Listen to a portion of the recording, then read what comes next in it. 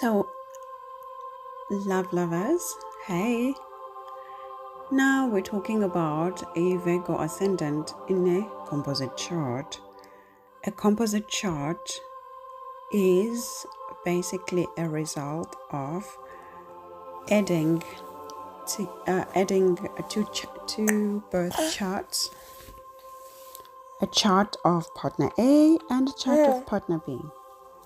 And what you get is a composite chart which represents the couple as if they were one person. Okay, now when we talk about a Virgo Ascendant, the very first thing that we notice about this couple is how meticulous they are in terms of their daily routines, like day to day. This is a couple that is basically planning like their day as if they dependent on it. This is a type of a couple that in their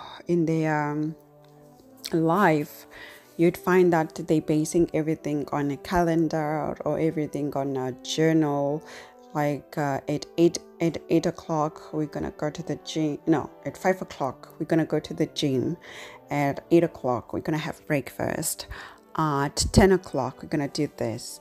12 o'clock we're meeting up for lunch. So basically their day-to-day things are really like planned and controlled, and they could be a bit lean in terms of maybe their appearance together, and this couple could be also into herbs, like those people who use herbs or who use who follow a routine in terms of their diet. Maybe they are vegetarians, pescatarians, stuff like that. They could be known to be that type of a couple. And what we see is that about this couple, they could also be prone to keep criticizing each other's looks, they are the type of a couple, in their partners in their couple, they're not afraid to tell the other partner that, oh babe, that jean is not good on you, please look for something else, And when it comes to their communication, like to their speech towards each other, they're very sensual. They talk to each other in a sensual way, with affection.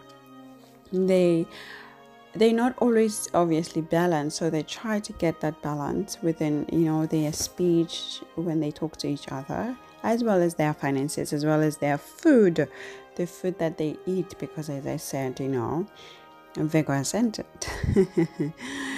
Routine-based, health-based, anyway. And their communication in general with maybe their neighbors, these guys, they actually have, I would say, like a hush-hush relationship with their neighbors. They don't have that out there type of a relationship with the neighbors. If they are interacting with them, it could be on some quiet manner that not everybody will know. Not everybody will know that this couple is friends with that neighbor, for example, down the street, or is in contact with the other one up the street. So no one really knows who they are relating to in the neighborhood, this couple. Okay, and they also this couple also likes to investigate about their neighbors. Guys, this Virgo Ascendant is going to make sure that they know their neighbors, okay? And they do it like some sort of a movie investigation, oh, that neighbor looks weird. We need to look him up. So they go on Facebook, they go on this social media, they check, like they investigate about their neighbors. And so what we also see is that this communication that, you know, they would be having about the neighbors, the hush, the whatever, it could also impact at the intensity when it comes to talking to each other, like their communication style. Yeah, so they could show some loyalty. Like, this is a couple that is prone to talking about, I'm committed to you, babe. Like, they need to that reassurance. I'm committed to you, babe. You're the only one I'm committed to. Okay, like they have that loyal communication, like reassurance, you know, like they need to talk about it, like they feel like they have to talk about it, you know. Some people, you just feel it, but for them, they must say it. They must say it in their communication. Okay. And within their household, like in their home, these guys, they more liberated, you know. There's a lot of freedom happening within their home, and there's a lot of movement as well in terms of people coming in, people going out. They could also be having a lot of visitors, you know, in their home, visitors of religions and cultures that are different from them. Okay, so we can see them inviting guests that are different from them. Okay, and we can also see that their home could be, so in some instances, then you find that their home is like a sanctuary to some people, and their home could be like a counselor's office for some people, and their home could be like a therapy office to some people. So you find a lot of people coming to this home, to this couple's home, for advices, for help, you know. So this is what their home becomes. And to some extent, even though they are helping other people, which they do, they help other people a lot.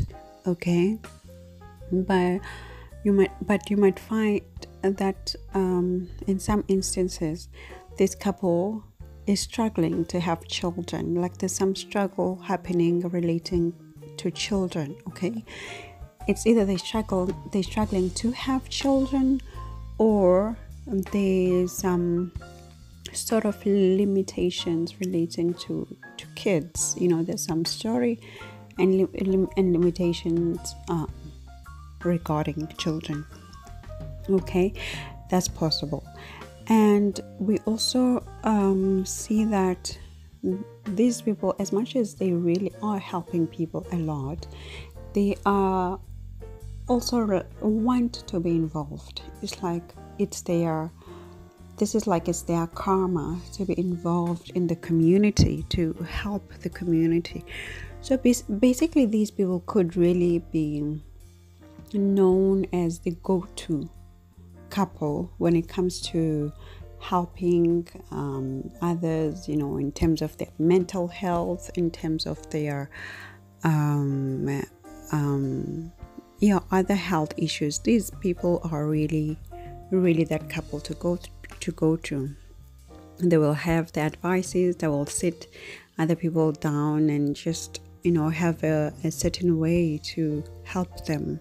Okay, and as a matter of fact, because of this helping nature that they have, they could also attract, you know, other spiritually involved couples or spiritually involved people to them. Okay, and as well as people who have addiction problems, they will also be addicted. They will also be attracted to come to this couple, maybe to seek help, or just to be around them, because they do have this couple does have that I'm your nurse type of persona, and we can see that there's always some and they have a very active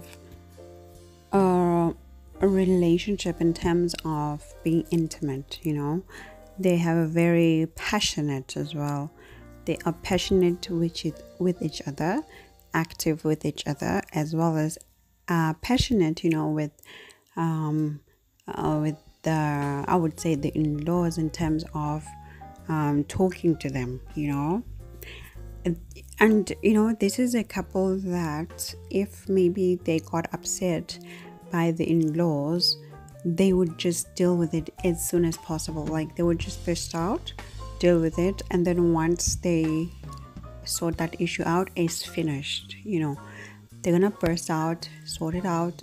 Once it's sorted out, or they talk about it, it's finished. Okay, they're not gonna go back to it. Like, that's a done deal. Okay, but they're so passionate about their in-laws and their relationship with the in-laws as well as with each other. All right, and we can see that they find some support, financial support.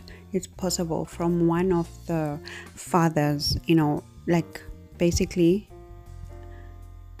a father to one of the partners is supporting this couple financially or materialistically. Okay, if it's not with liquid cash, then maybe there's some other material values that one of the dads give to this couple. Okay, it could be like an expensive watch, it could be anything, but materialistically they are being helped or supported by at least one of their fathers. Okay, which would be a father-in-law to the other partner. Okay, and we can see that their fathers are also very good at instilling some values into their relationship. So this couple really relies on their father's teachings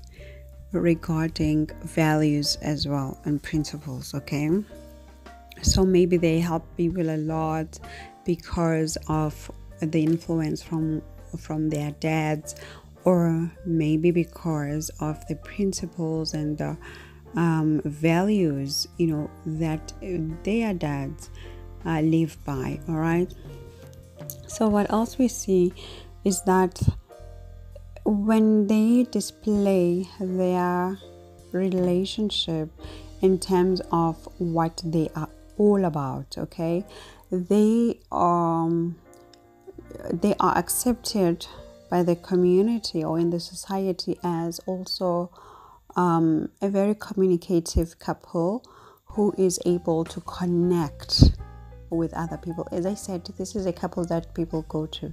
This is a couple that whose house has become sort of a center for people to come and ask for advices and stuff like that. So because of all that influence, you find out there's a lot of networking that they do as well. So they could be talking to a lot of people in the society, and mostly these are the people that are intellectuals or people that have knowledge, like who are knowledgeable, who become interactive, or who represent them as a couple in the society. We can also see that their friendship circle is very nurturing to them. Okay, their friends are very nurturing to this couple.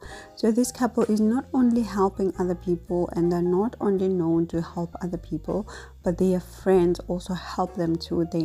Their friends nurture them and give them the support of, warmth and nurturing, and I'm here for you, okay? And then friendship, their friends could also be very I would say like possessive of them in some sort of ways. Like it's like their friends would make sure that they remain friends with them, like they put their attention on them, type of a thing, And lastly, we can say that, when it comes to things like, spending in the relationship, expenses like this, these guys can go all out, okay? Like when they have to spend money, they can go all out. If they are throwing a party at their house, oh my gosh, they're going to make sure that first of all they spend lots of money. Number two, that everything is of high class, okay? Everything is of high class. Like they spend money like that, and they take risks relating to spending money and investments and donations as well. Their donations are huge, okay? They don't have a closed hand. Their donations are huge, all right? And we can see that behind the scenes there could be some ego clash happening, okay? Either with each other, or them as a couple with other forces, like very powerful people, okay, who could be clashing with them on the enemy level, okay? And yeah, so that's about it in a nutshell, the Virgo Ascendant, hey? So for now, I'll say thanks, and I'll chat to you soon.